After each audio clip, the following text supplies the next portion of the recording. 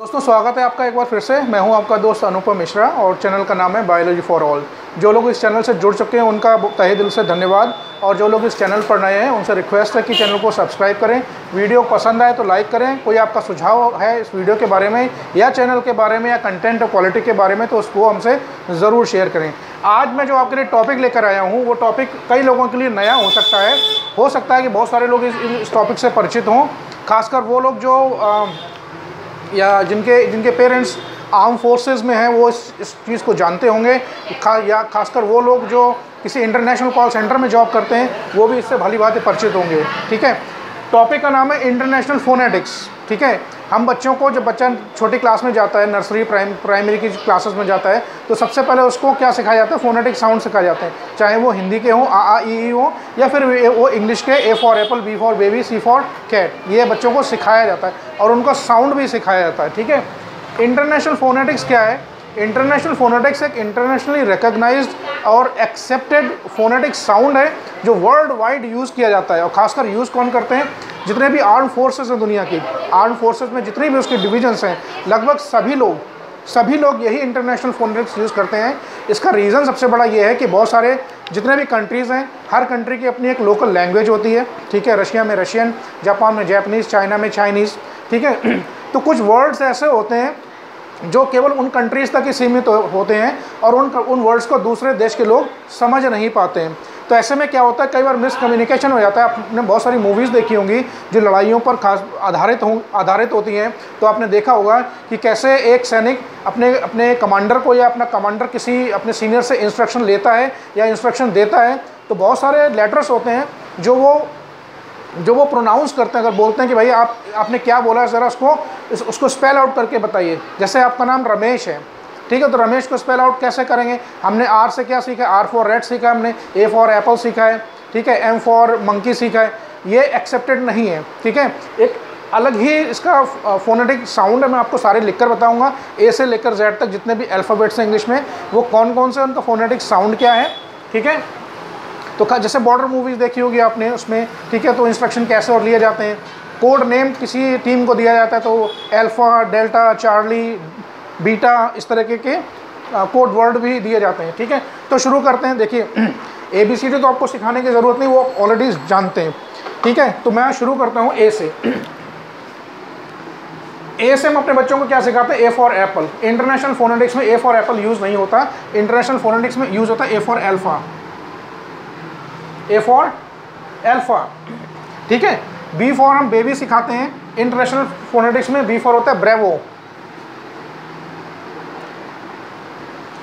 ठीक है, सी फॉर हम कैट सिखाते हैं, इसमें सी फॉर कैट, इंटरनेशनल फोनेटिक्स में सी फॉर होता है चार्ली। एक मूवी आई थी बहुत साल पहले, अजय देवगन थे उसमें, बॉबी देओल थे, टेंगो चार्ली। ठीक है, T for tango, C for Charlie. अगर आप ध्यान दें, उसमें जो मेन कैरेक्टर होता है, ठीक है, उसका नाम था तरुण चौहान।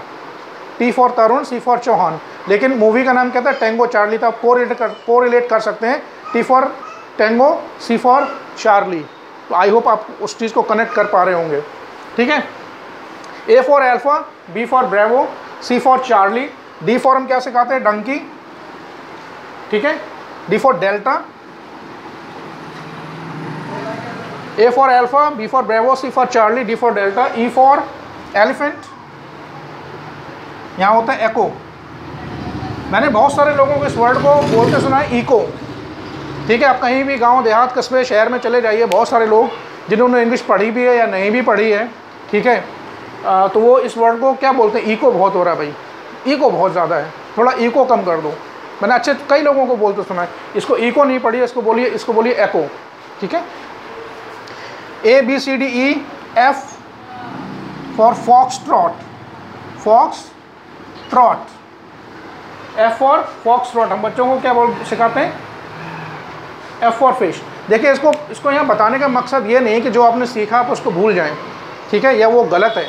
इसको सिखाने का या बताने का मकसद ये है कि आप इसको भी याद कर सकते हैं, और आप चाहें तो अपने डेली जो कम्युनिकेशन है, जब खासकर आप किसी से फ़ोन पर बात कर रहे हैं और आपको अपनी बात किसी को समझानी है, या आपने कुछ बोला है तो वो बोलता है कि चलिए स्पेल आउट करके बताइए, मैं पर्सनली यही इंटरनेशनल फोनेटिक्स यूज़ करता हूँ जब भी मैं किसी से फ़ोन पर बात करता हूँ और किसी को अपना कोई वर्ड मैंने बोला है और उसको समझ में नहीं आ रहा है और वो बोलते हैं कि भाई इसको स्पेल आउट करो, तो मैं यही इंटरनेशनल फोनेटिक्स मैं यूज़ करता हूँ, क्योंकि ये मैंने कहीं इसे सीखा था। ठीक है, तो आप चाहें तो उसको सीख लीजिए और चाहें तो उसको आप अपनी जो कॉमन जो आपका जो डेली कम्युनिकेशन है जिनसे बातचीत करते हैं उसको वहाँ पर यूज़ कर सकते हैं। तो ABCDEF जी से क्या होता है? गोट। जी से इसमें यहाँ पर तो गोल्फ। गोल्फ एक ऐसा वर्ड है जिस दुनिया में सभी जानते हैं। ठीक है, ABCDEF G। H फॉर क्या? हिलरी क्लिंटन नहीं, H फॉर होटल।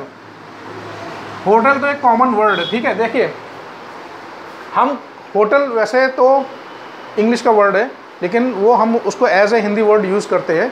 ठीक है, होटल बोलते हैं हिंदी में, हालांकि हिंदी का वर्ड नहीं है। ठीक है, ये इंग्लिश का वर्ड है, इसका करेक्ट प्रोनाउंसिएशन भी है होटल, लेकिन आमतौर पर हम इस वर्ड को होटल बोलते नहीं है क्योंकि वो हमारी आदत में कभी आया ही नहीं, हमने कभी उस चीज़ की प्रैक्टिस की ही नहीं। तो H फॉर होटल नहीं, होटल बोलिए अगर आप इंग्लिश को सही तरीके से सीखना और बोलना चाहते हैं। तो H फॉर होटल, ABCDEFG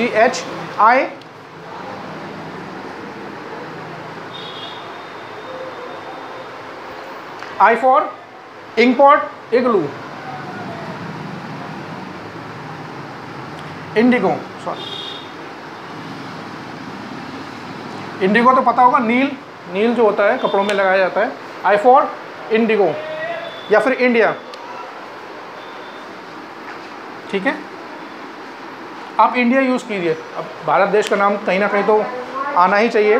तो एक I ऐसा लेटर है जहाँ पर इंडिगो कह सकते हैं या फिर इंडिया बोलिए तो ज़्यादा अच्छा रहेगा। ठीक है, क्योंकि ज़्यादातर लोग I फॉर इंडिया ही बोलते हैं इंटरनेशनल फोनेटिक्स में। तो ABCDEFGH I J for jug तो बहुत सारे लोग नहीं समझते भाई, J फॉर जग। तो यहाँ पर J फॉर क्या है? जूलियट तो बहुत ही प्रसिद्ध नाम है, बहुत ही कॉमन नाम है। दुनिया के बहुत सारे देशों की महिलाओं के नाम जूलियट हो सकते हैं। ठीक है, और जूलियट एक विलियम शेक्सपियर का एक प्ले भी था, रोमियो एंड जूलियट, उसका बहुत ही फेमस ये कैरेक्टर भी रहा है जूलियट। तो ABCDEFGH I J K for king, K for kilo समझते हैं? किलोग्राम। ठीक है, किलोग्राम सिर्फ भारत में ही यूज़ नहीं होता है। ठीक है, किलोग्राम वर्ड वो लगभग सभी जानते हैं दुनिया में। I J K L for lion. ठीक है, देखिए L फॉर हम क्या सीखते हैं? लॉयन। और पहली बात तो ये है कि लॉयन जब मैं बोलता हूँ तो मैं गलत बोल रहा हूँ उसको, ये प्रोनाउंसिएशन गलत है। LION लायन होता है।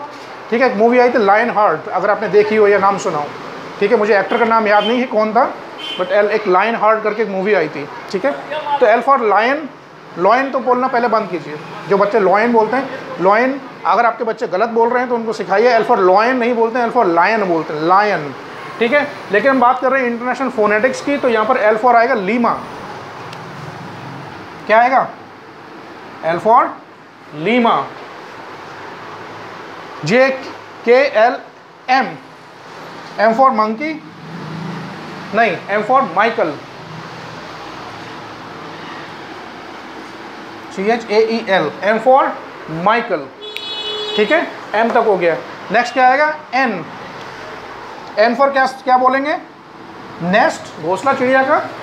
N फॉर नेस्ट बहुत से लोग नहीं समझते हैं। ठीक है, इंटरनेशनल फोनेटिक्स में N फॉर नैन्सी बोला जाता है।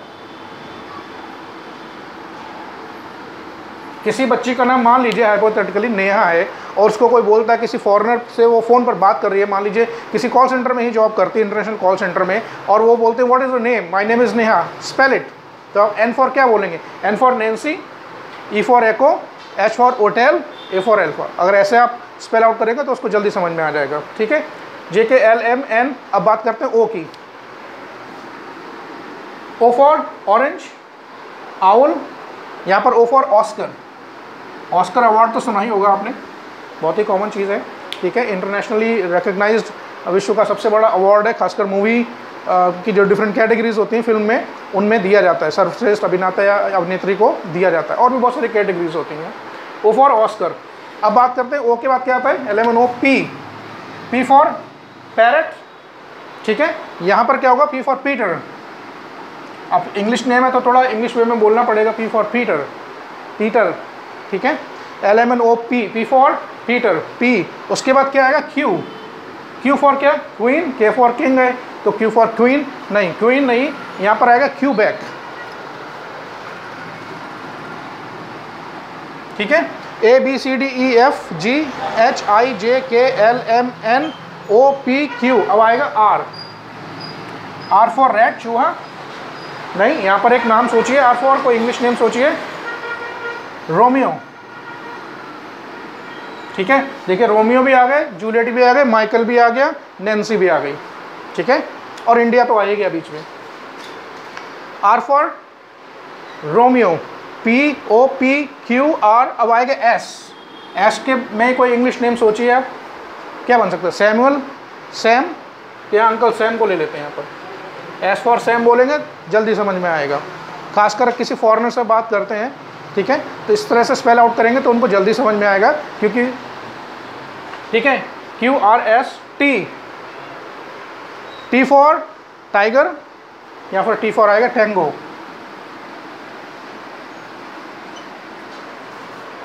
ठीक है, T for tango, tango Charlie movie का रेफरेंस दिया था मैंने अभी। T फॉर टैंगो बोलेंगे। RST। अब आता है U। U से अम्ब्रेला, अम्ब्रेला बोल सकते हैं। ठीक है, लेकिन इंटरनेशनल फोनेटिक्स में U फॉर यूनिफॉर्म बोला जाता है। यूनिफॉर्म तो देखिए जितनी भी कुछ बहुत सारी ऐसी जॉब्स होती हैं जिनमें एक प्रेस्क्राइब्ड यूनिफॉर्म होती है जो उस व्यक्ति को पहननी होती है, जो उस विभाग में काम कर रहा है। जितने भी स्कूल गोइंग बच्चे हैं, ठीक है, स्टूडेंट्स हैं, सभी का अपना, हर स्कूल का अपना यूनिफॉर्म होता है। विश्व के सभी स्कूलों में यूनिफॉर्म होता है। ठीक है, तो uniform, U for uniform, STU। अब आता है V। V से कोई नाम सोचिए इंग्लिश में। विक्ट्री,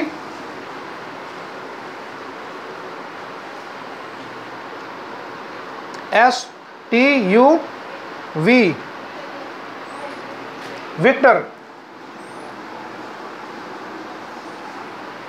ठीक है, OPQRSTUV। अब आता है W। W वाला जो वर्ड है, W से क्या बोलते हैं हमारे यहाँ? हम लोग क्या बोलते हैं W से? वॉच। यहाँ पर आएगा विस्की। विस्की में KEY भी होता है और E हटा के Y भी लगा सकते हैं, दोनों ही स्पेलिंग ठीक है। W for whisky. ठीक है, X फॉर क्रिसमस। ये एक वर्ड है जो कॉमन है भाई। क्रिसमस तो विश्व का सबसे बड़ा रिलीजन क्रिश्चियन रिलीजन ही है। ठीक है, विश्व में सबसे ज़्यादा क्रिश्चियन ही है। ठीक है, दुनिया के लगभग 200 देशों में आधे से ज़्यादा देश ऐसे होंगे जहाँ क्रिश्चियन रिलीजन को फॉलो किया जाता है। ठीक है, विश्व का सबसे बड़ा धर्म है क्रिश्चियन धर्म। तो WX है क्रिसमस।